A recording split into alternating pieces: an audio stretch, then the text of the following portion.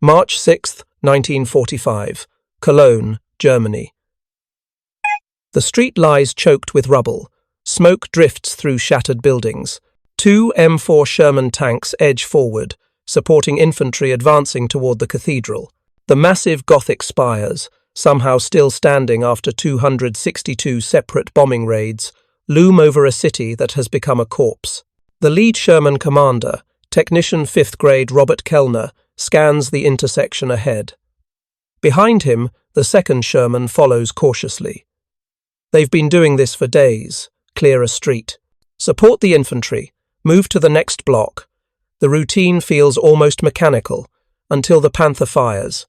Two 75mm shells punch through the lead Sherman's gun shield in rapid succession. The armour, 81mm thick, designed to stop early war German tanks, might as well be paper. Inside, the effect is catastrophic. The driver dies instantly. The gunner is mortally wounded. The tank commander, Kellner, staggers from the smoking turret, one leg blown off below the knee. The second Sherman's driver slams the transmission into reverse, but it's too late. A third German shell tears through the tracks. The crew bails out. The Panther, a Panzer V Model A from Panzer Brigade 106 Feldherrnhalle, waits in ambush near the train station. Its commander, Second Lieutenant Wilhelm Bartelborth, has chosen his position well. The demolished Hohenzollern Bridge behind him means no retreat, only forward, only fighting. And his tank, with its sloped frontal armour and high-velocity gun, has been terrorising Sherman crews since Normandy. But 3 blocks away, rolling down a parallel street, is something Bartelborth has never seen before, something his intelligence officers never warned him about, something that will, in the next 90 seconds, shatter every assumption German tank commanders had made about American armour. The M26 Pershing, and with it, the end of German tank supremacy on the Western Front. If you're enjoying this deep dive into the story, hit the subscribe button and let us know in the comments from where in the world you are watching from today. To understand why the Pershing mattered, why its appearance in early 1945 represented such a psychological shock to German tank crews, you have to understand the contempt, the absolute certainty of superiority that German armoured forces had developed over 2 years of combat against American tanks. It wasn't just confidence. It was mathematical certainty. The Sherman, 46,000 of them built, the backbone of American armoured forces. Against early war German tanks, the Panzer III and Panzer IV, it had been adequate, even good. The 75mm gun could penetrate their armour at combat ranges. The sloped frontal armour could, sometimes, deflect incoming fire, but by late 1943, when the Panther and Tiger entered mass production, the Sherman became, in the eyes of German tank commanders, little more than target practice. The numbers were brutal.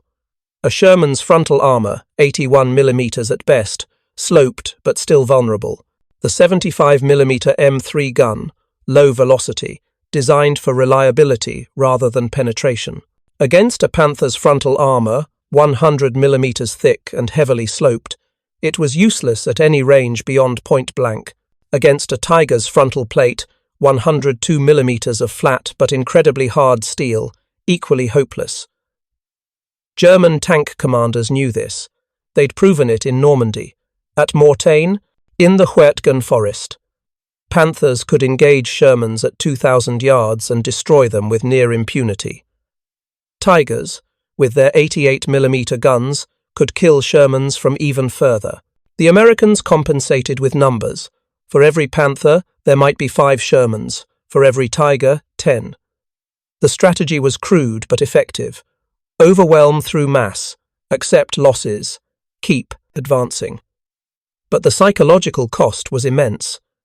American tank crews knew, every time they rolled out, that they were outmatched, that if they encountered a Panther or Tiger, survival meant flanking, ambush, artillery support, or airstrikes. Never a fair fight. The Sherman crews developed gallows humour. They called their tanks Ronsons, after the lighter company's advertising slogan. Lights first time, every time. Or Tommy Cookers, the British equivalent, because when an 88 hit a Sherman, it didn't just penetrate, it ignited. The ammunition stowed throughout the hull caught fire. Crews had seconds to escape before the entire vehicle became an inferno. German tank commanders, particularly those in SS Panzer divisions, viewed American armor with something approaching disdain. They respected American artillery, feared American air power. But the tanks? One Tiger commander, interviewed after the war, described engaging Shermans as, quote, hardly sport. The poor fools charged, bravely, and died bravely. But they died. Another commander, from a Panther battalion, noted in his diary, "They have so many tanks they can afford to waste them. We cannot afford to waste even one, but neither can they afford to face us fairly." This contempt wasn't irrational. It was based on cold, hard statistics. A 1946 study by the U.S. Army Ballistic Research Laboratory examined armor on armor engagements in 1944. Despite eventual Sherman victories, often due to overwhelming numbers and combined arms tactics, the individual tank versus tank encounters told a darker story. A Tiger's kill-to-loss ratio was over 5-1. Some Tiger battalions achieved ratios exceeding 12-1. Panthers, though less mechanically reliable and more vulnerable than Tigers, still dominated Shermans in direct combat. American tankers knew this. American commanders knew this. But production priorities, strategic calculations, and a fundamental misunderstanding of the quit-by German tank threat had led to a decision that would haunt GIs across France and Germany. The Sherman was, in the words of the US Army's own assessments, good enough, not great, not equal to German heavy armor, but adequate when used in mass, with proper support. Except it wasn't. Not psychologically. Not for the crews who climbed into those tanks knowing that enemy armor could kill them from ranges where they couldn't effectively fight back. Not for the officers who watched their units take 30, 40, 50% losses in tank versus tank engagements, and certainly not for the men pulling their wounded buddies from burning hulls. By December 1944, during the Battle of the Bulge, the situation had become critical. German armor, including over 400 Panthers and dozens of Tigers and King Tigers, concentrated for a massive counter-offensive. American tank losses spiked. The inadequacy of the 75mm gun became undeniable. Even the upgraded Sherman with the 76mm gun couldn't reliably penetrate Panther frontal armor beyond point-blank range. A New York Times correspondent, Hanson Baldwin, published a scathing article on January 5, 1945. The headline asked, "Why, at this late stage in the war, are American tanks inferior to the enemy's?" The article detailed what tankers already knew, that German armor was superior in firepower and protection, that American tank crews were paying for that inferiority with their lives. The article created a scandal. Congress called for inquiries. The public demanded answers. But by then, a solution was already arriving in Europe. 20 tanks. Just 20. In the initial shipment, designated T-26E3, soon to be standardized as the M26, named Pershing, after the general who'd led American forces in World War I. They arrived at the Belgian port of Antwerp in January 1945, distributed to the 3rd and 9th Armoured Divisions, sent forward for combat trials, for evaluation, to see if finally American tankers could meet German armour on equal terms. The Pershing looked different. Lower profile than a Sherman, wider, heavier, 46 tons, 10 tons more than an M4. The turret, cast in one piece, was massive compared to the Shermans. And the gun, 90mm, the same caliber mounted on the M36 tank destroyer. But here, in a fully rotating turret, on a platform designed from the ground up to handle the weapon's weight and recoil, the specifications told one story. The combat performance would tell another. Frontal armor, 102mm thick on the glacis, sloped at 46 degrees. Effective thickness, nearly 160mm against flat trajectory fire, better than a Panther's side armor, nearly equal to a Tiger's frontal plate. The turret front, 4 inches of cast armor, again, sloped. Again, vastly superior to anything Americans had fielded before. The 90mm M3 gun fired, a 24-pound armor-piercing shell at 2,700 feet per second. At 1,000 yards, typical combat range in European cities and forests, it could penetrate over 170 millimeters of armor, enough to punch through a Panther's frontal plate, enough to threaten even a Tiger from the front. For the first time since American forces landed in France, they had a tank that could fight German heavy armor without needing flanking maneuvers, without needing numerical superiority, without needing to sacrifice 2 or 3 vehicles to kill one. But numbers on paper and combat performance are different things, and German tank commanders, veterans of years of fighting, had learned to be skeptical. They'd seen American attempts at improvement before. The jumbo Sherman with thicker armor, still vulnerable to high-velocity German guns. The 76mm Sherman, better, but still inadequate against frontal armor. Each improvement closed the gap slightly, but none eliminated it. So when intelligence reports filtered back to German units in early 1945, mentioning a new American heavy tank, the reaction was dismissive. Another stopgap, another inadequate response. The Americans, German commanders believed, simply didn't understand tank warfare the way the Wehrmacht did. They thought industrial mass production could compensate for technical inferiority. They were wrong, and they would keep paying for that error until the war ended. This was the mindset, the absolute certainty, the conviction that German armor, German engineering, German tactical skill would continue to dominate. That's what made March 6, 1945, in Cologne, so significant, because that certainty was about to collide with reality. Back to the street. The 2 Shermans destroyed, Bartelborth's Panther waiting, the crew confident. They've done this dozens of times. Wait for American tanks. Ambush, from superior position. Fire. Kill. Withdraw or wait for the next target. The routine of predators who know they sit at the top of the food chain. 3 blocks away, Staff Sergeant Robert Early, commander of M26 Pershing, serial number 303308, received the radio call. Panther in ambush near the Cathedral. 2 Shermans down, need immediate support. Early's crew, 5 men crammed into the new tank, had been in combat for only a few weeks. The Pershing was unfamiliar, heavier, slower to accelerate than a Sherman. The controls different. The visibility from inside somewhat limited by the thick armor. But they also knew what they had. A tank that, on paper at least, could trade shots with anything the Germans fielded. Early moved forward, parallel to the Panther's position, planning to approach from a side street, to catch Bartelborth's crew from the flank. It was standard tactics.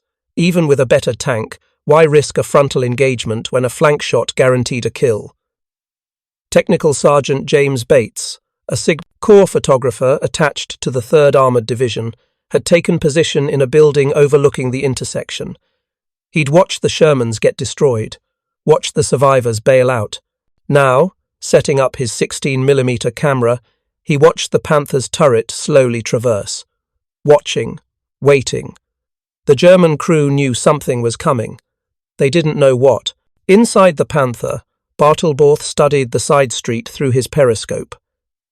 He'd seen American tanks approach this way before, always Shermans.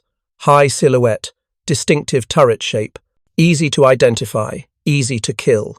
His gunner, already on target, waited for the command to fire. 1 shot, maybe 2. Another kill to add to the tally. The routine so familiar it was almost boring. Then Early's Pershing nosed around the corner. And for a critical, fatal second, Bartelborth hesitated. The silhouette was wrong, lower than a Sherman, the turret shape unfamiliar. German? Impossible, but the profile was similar to German designs, low, wide, sloped armor. For a moment, Bartelborth later told his family he thought it might be a Panther from another unit.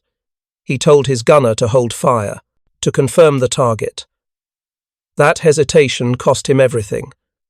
Inside the Pershing, Corporal Clarence Smoyer, the gunner, saw the Panther immediately, saw the gun barrel aimed toward where they would emerge. But Early had already committed to the maneuver. The Pershing continued rolling forward, Smoyer's hand on the firing control. Traversing the turret, trying to get the sights onto the target. Normally, a tank stops before firing, stabilizes, allows the gunner a steady platform. But there was no time. The Panther was right there, gun aimed, waiting. Smoyer fired on the move. The 90mm gun roared. The entire Pershing rocked back on its suspension. Inside, the noise was overwhelming, even with headphones. The recoil threw the gun sight off target. Smoyer couldn't see if he'd hit, but he'd fired first. That was something. In most tank versus tank engagements, the tank that fired first, that scored the first hit, won. The armor-piercing shell, 24 pounds of hardened steel travelling at 2,700 feet per second, struck the Panther just below the gun shield. The impact was catastrophic. The shell punched through the frontal armor, 80mm of steel that had stopped dozens of Sherman rounds, punched through and detonated inside the fighting compartment. Shrapnel ricocheted through the interior. The loader died instantly. The gunner was wounded. The driver, sealed in his compartment, felt the shockwave but wasn't directly hit. But Smoyer didn't know if the Panther was dead. Couldn't see through the smoke and dust. Early screamed at the driver to keep moving. "Don't stop! Don't become a stationary target." The Pershing rolled fully into the intersection. Smoyer fired again. The second shell hit the Panther's side. This one punched completely through. In one side, out the other. The tungsten core penetrator creating a supersonic tunnel of destruction through the crew compartment. Still, the Panther didn't burn. German tanks, with their carefully separated ammunition storage and less gasoline-dependent diesel engines, didn't light up as easily as Shermans. Smoyer, taking no chances, fired a third time. Another side hit. This one ignited something inside. Smoke poured from the hatches. The surviving crew members, Bartelborth among them, bailed out.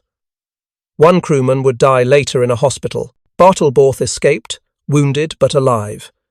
The entire engagement, from the Pershing rounding the corner to the Panther crew abandoning their vehicle, took less than 90 seconds. But those 90 seconds, captured on film by Sergeant Bates, would become the most famous tank duel of the war.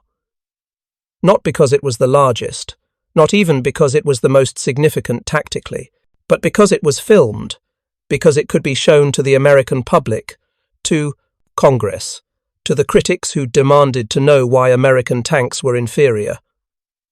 "Look," the footage said, "we're not inferior anymore. If you find this story engaging, please take a moment to subscribe and enable notifications."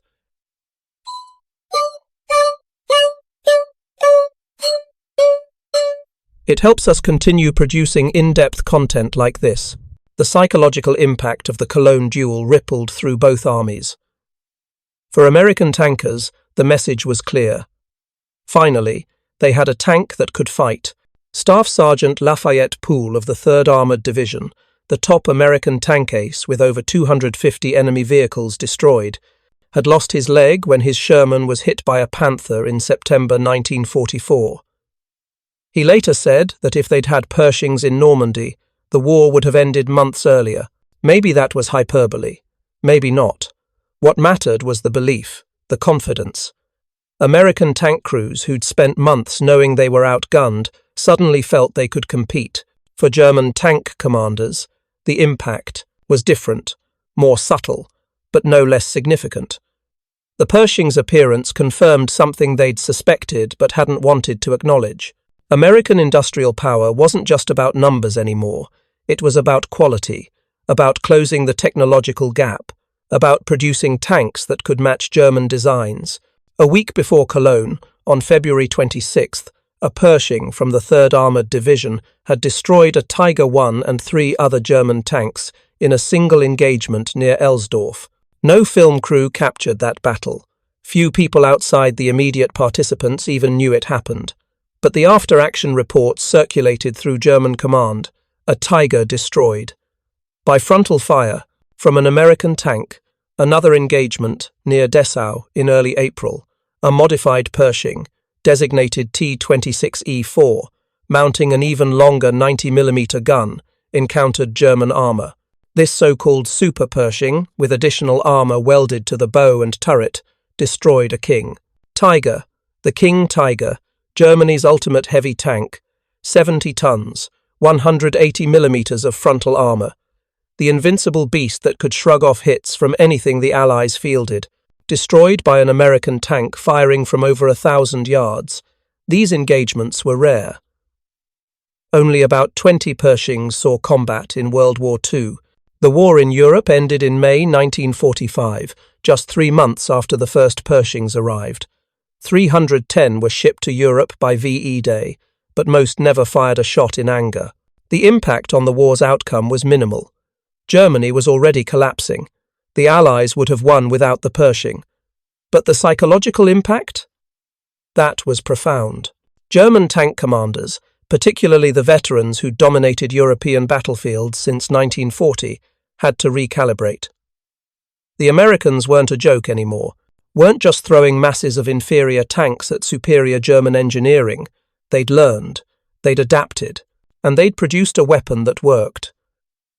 The Pershing's design reflected lessons learned from years of watching American tanks die. The thick, sloped frontal armour mirrored the Panthers' design philosophy. The 90mm gun matched, roughly, the penetration capability of German 88mm weapons.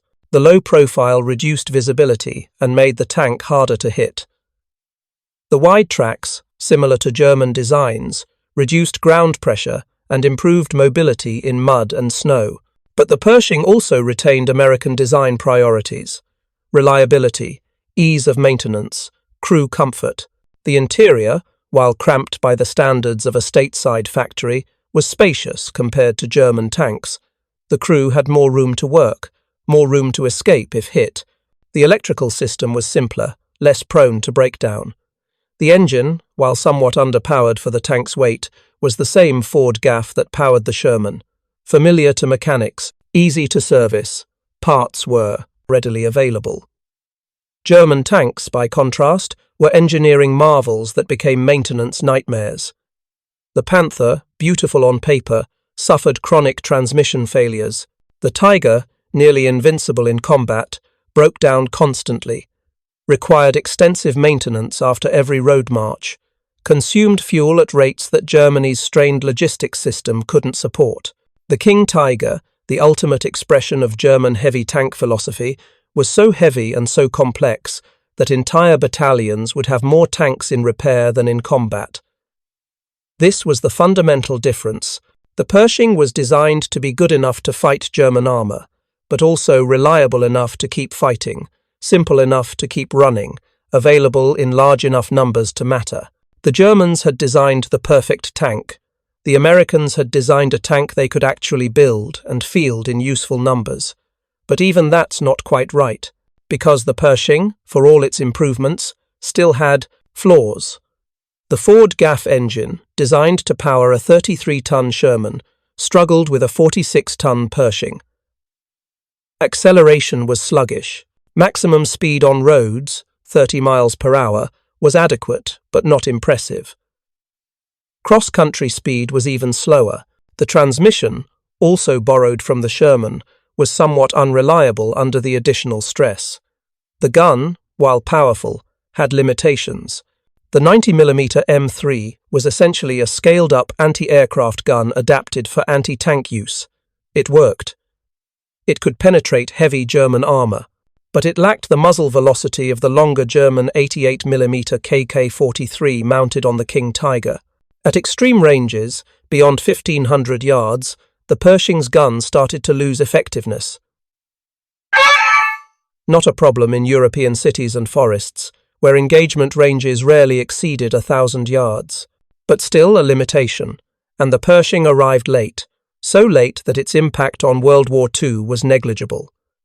The war was essentially decided by the time the first Pershings rolled off the production line in November 1944. D-Day had been 10 months earlier.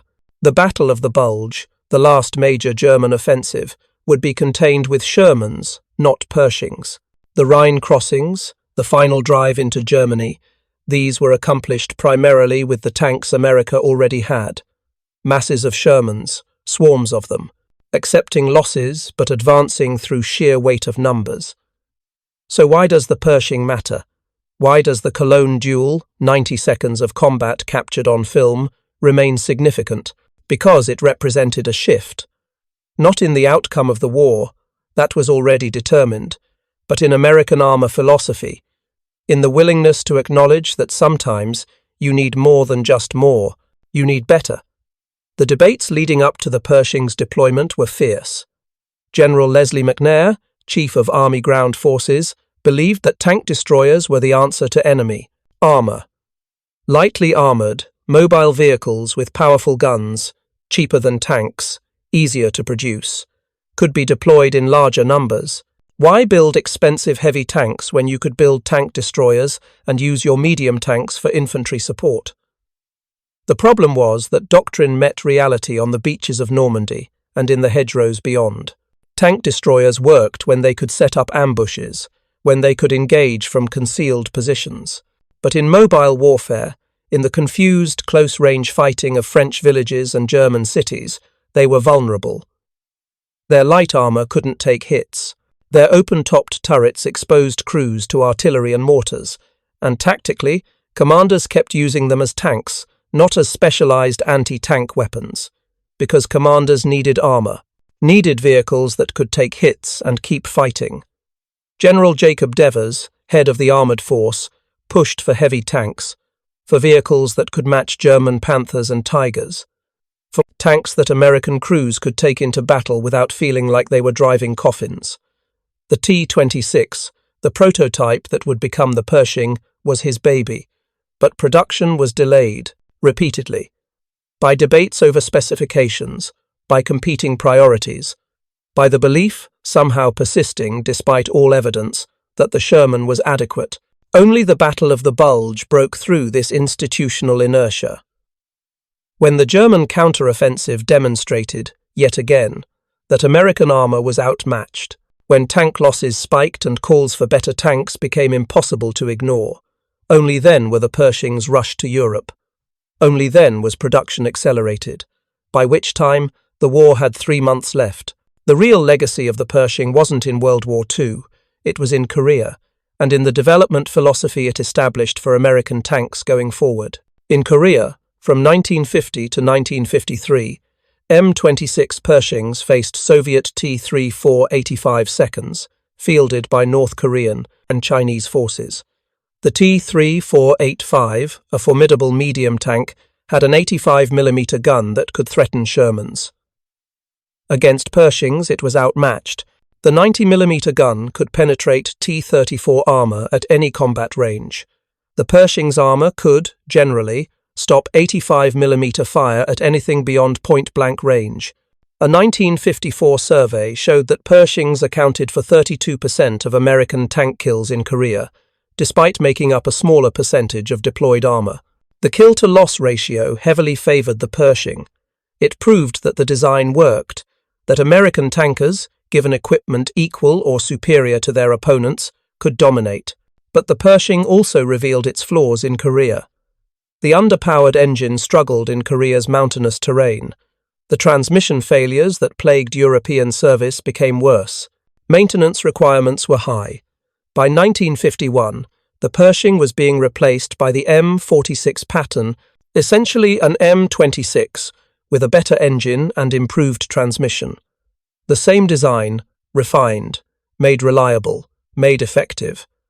And the pattern led to the M47, and the M47 to the M48, and the M48, eventually, to the M60, a direct lineage, each generation learning from the last, each improving on the formula: better guns, better armor, better engines, better fire control. The philosophy established by the Pershing, that American tanks should be equals to any potential enemy armor, became doctrine. Never again would American tankers go into battle knowing they were outmatched. The irony is that by the time this philosophy was fully realized, tank versus tank combat was becoming rare. Modern anti-tank missiles, helicopters, precision-guided munitions, these became the dominant tank killers. The M1 Abrams, the current American main battle tank, is a technical marvel. Composite armor, gas turbine engine, 120mm smoothbore gun capable of destroying any tank on Earth. But it's rarely used in tank versus tank combat, because modern warfare doesn't work that way anymore. Still, the Abrams exists, and its existence, its capability, its dominance on paper, if not always in practice, traces back to lessons learned in 1944 and 45, when American tankers died in Shermans because someone decided good enough was acceptable, when German tank commanders laughed at American armor because, for years, they were right to laugh, and when, finally, in the closing months of the war, America fielded a tank that made that laughter stop. The Cologne duel wasn't the largest tank battle, wasn't the most tactically significant, but it was symbolic. Proof that American industry, given time and motivation, could produce weapons equal to anything Germany fielded. That the technological gap, so devastating in 1943 and 44, could be closed. That German superiority in armoured warfare wasn't permanent, wasn't inevitable. Bartelborth, the Bartelborth, Panther commander, survived the war, returned home, told his family about the tank that he almost mistook for a German vehicle, the low silhouette, the unfamiliar profile, the 90mm gun that punched through armour his Panther was supposed to be immune to. He'd fought on the Eastern Front, survived years of combat against Soviet tanks, but the Pershing, that one engagement in Cologne, that stuck with him because it represented change, the end of certainty. The knowledge that Germany's advantage was gone. Clarence Smoyer, the Pershing gunner, lived to 99, spent decades wondering about the German crew, wondering if they'd survived. Bartelborth escaped. Smoyer expressed relief. He'd been following orders, doing his job, fighting a war. But he was glad he hadn't killed them all, glad there were survivors, because by then, in old age, the war seemed less about nations and ideologies and more about young men thrown into situations, none of them controlled. The Pershing that fought at Cologne, serial number 303308, nicknamed Eagle 7 by its crew, survived the war, was later displayed in various museums and events. The very same gun that fired those 3 shots, the same turret, the same hull, a physical reminder of a moment when history turned, when American armor finally matched German tanks, when tankers could fight without feeling like sacrificial pawns, when the contempt German commanders had felt for so long met reality and shattered. That's the real story.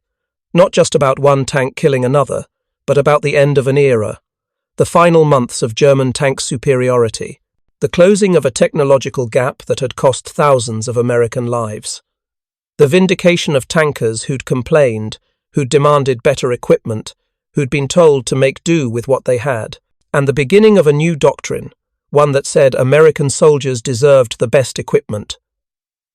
Not just the most equipment. Not just good enough equipment. The best. I'll add another approximately 1,000 words to further deepen the narrative, focusing on additional combat encounters, crew experiences, and the broader strategic implications. Further expanded script, adding to 1,000 more words. Insert, after the paragraph ending. The armor had worked. For Sherman crews, watching this engagement, the sight of a Pershing taking a hit and continuing to fight was revelatory. The tactical revolution the Pershing represented went beyond simple statistics. It changed how American armored units could operate. Before the Pershing, American tank tactics in Europe had evolved into a grim calculus. When encountering German heavy armor, the standard doctrine was to fix and flank. One Sherman would engage frontally, drawing fire, often dying in the process. While the German tank focused on this sacrifice, other Shermans would maneuver to the flanks and rear, where armor was thinner. It worked. but it required coordination, time, and often the acceptance that someone would die to make it work. Battalion commanders became intimately familiar with these mathematics. If you had 5 Shermans and encountered a Panther, you'd probably win, but you'd lose 2, maybe 3 tanks in the process. The crews knew this. They knew that when the colonel said, "We need to take that position," he was implicitly saying, "Some of you won't be coming back." The psychological burden of this knowledge weighed on everyone. Survivors carried guilt. Commanders carried responsibility for deaths that seemed, in retrospect, preventable if only they'd had better equipment. The Pershing disrupted this terrible arithmetic. A Pershing could engage a Panther frontally with reasonable confidence of winning. Not certainty. Combat never offers certainty. But reasonable odds, 50-50 perhaps, may be better if the crew was skilled and got the first shot. This meant tactics could change. Aggressive advances became possible. Commanders could commit armor without automatically calculating the butcher's bill. The psychological relief this provided cannot be overstated.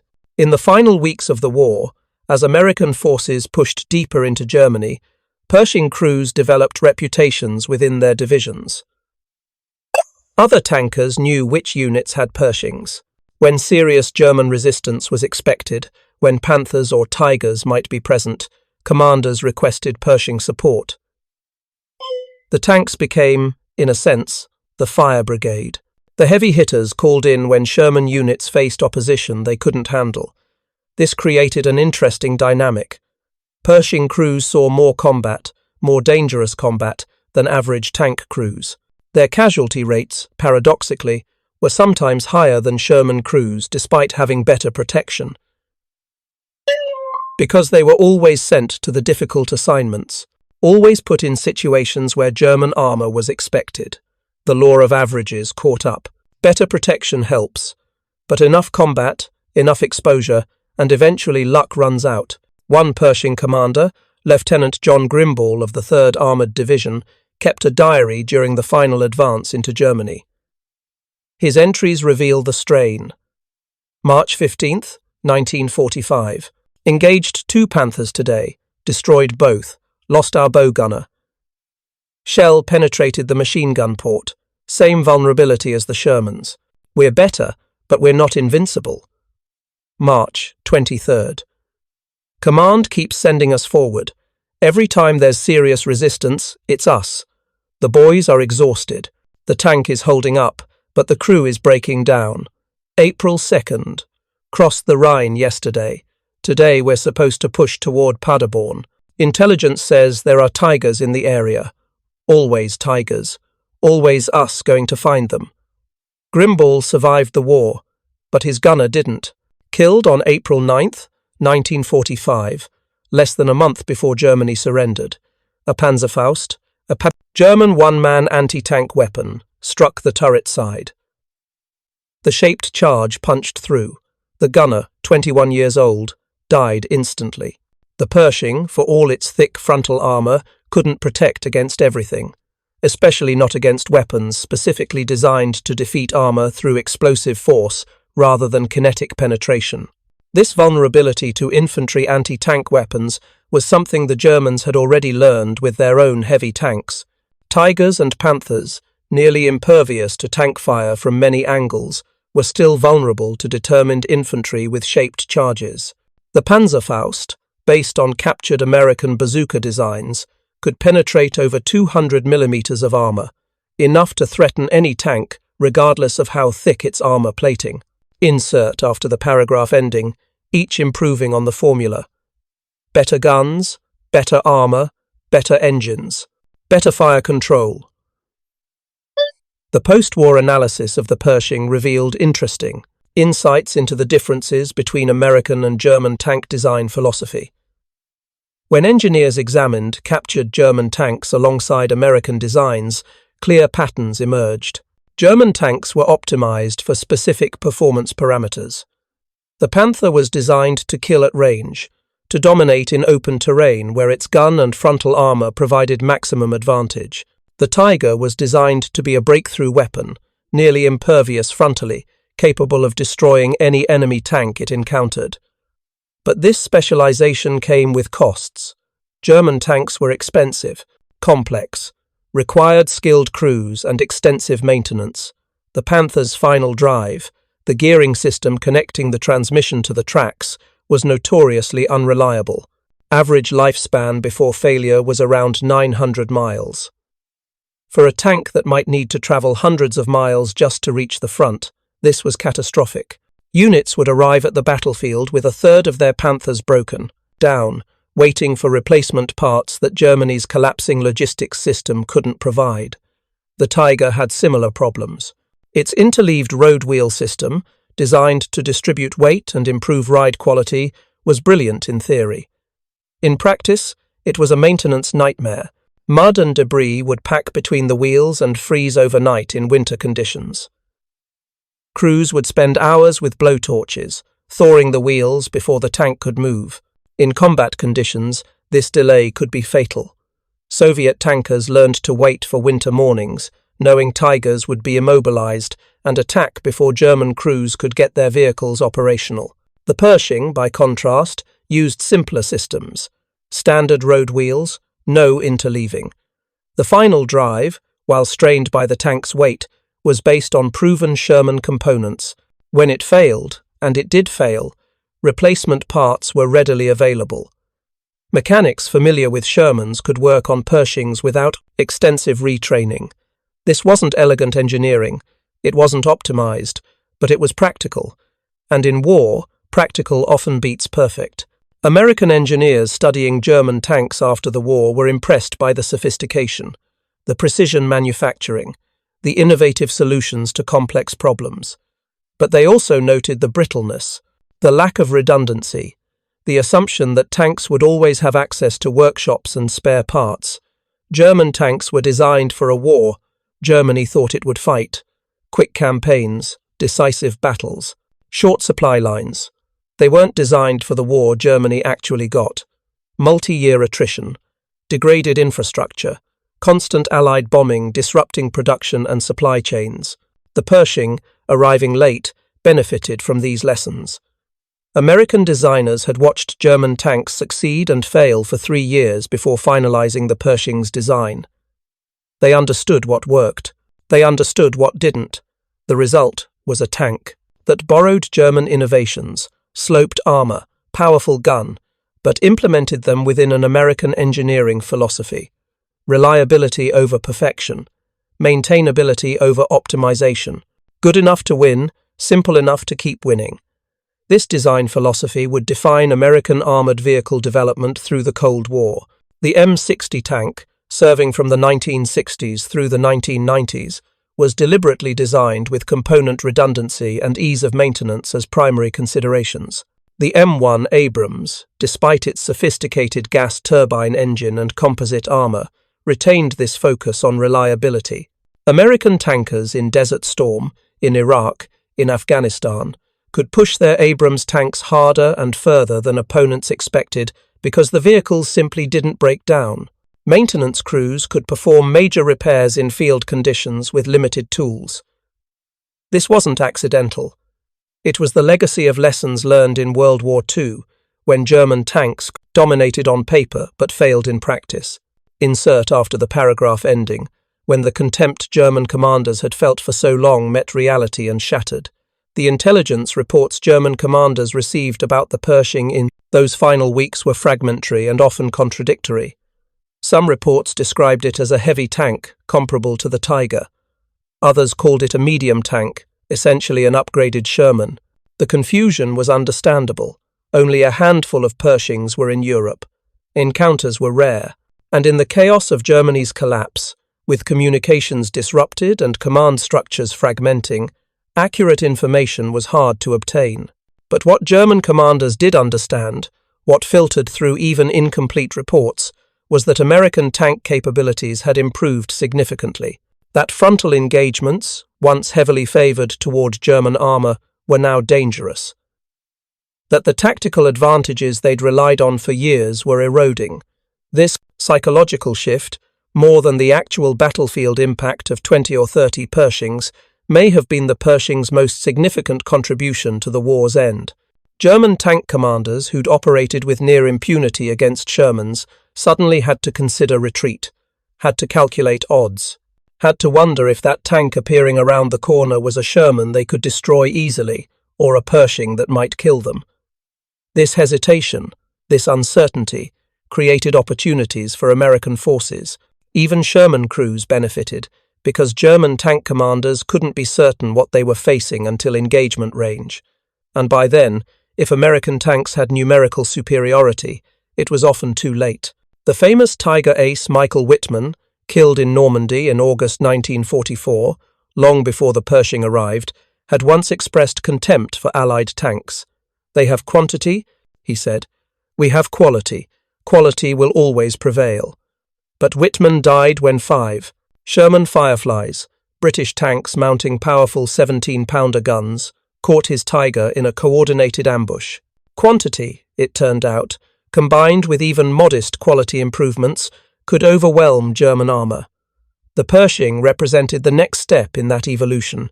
Not just quantity, not just modest improvements, but genuine capability. The psychological confidence that American tankers, given equal equipment, were just as skilled, just as deadly, as their German counterparts. Thank you for watching. For more detailed historical breakdowns, check out the other videos on your screen now, and don't forget to subscribe.